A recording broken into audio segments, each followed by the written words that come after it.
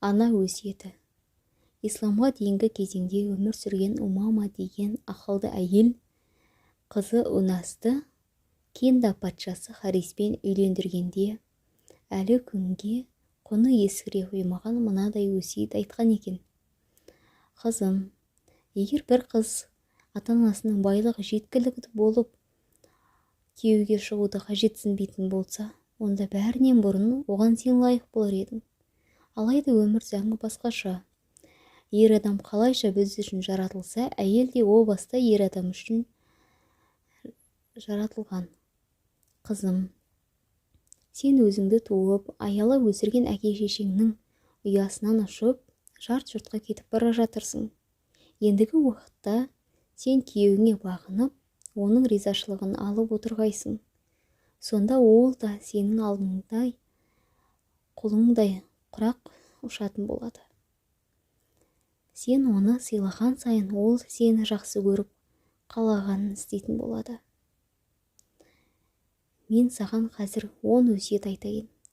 Егер сен оларды бұлжытпай орындайтын болсаң, күйеуіңмен ара қатынасыңда мін болмайды.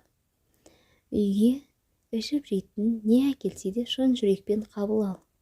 Қанағат иесі бол. Не істесе де соны істе. Тыйым салған нәрселеріне жылама. Үй ішінде үсті басыңды таза ұста. Күйеуіңе жақсы көрінуге тырыс. Жақсы иістеріңнен себіне жүр. Ол сенен тыжыранбайтындай болсын. Ұйықтайтын, тамақтанатын кездерін жақсы бол. Ол бұларды қай уақыттарда жасайтын болса, сен сол уақыттарда тамағын әзірлеп, төсегін салып қой. Өйткені аштық пен ұйқысыздықтан барып адам ашу шақырғыш келеді. Күйеуінің дүниесін көзінің қарашығындай сақта. Ысырапшылдыққа жол берме. Оның абыройын ойла. Тума-туыстарында құрметпен қара. Оған қарсы шығушы болма.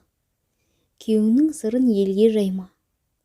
Қарсы шықсаң, саған да деген өшпенділігі оянады. Ал сырын елге жайсаң, қиянаттан көз ашпайтын боласың. Күйеуің қайғырып отырғанда сен қуанышты болма. Күйеуің қуанышты кезсе, сен қайғырма.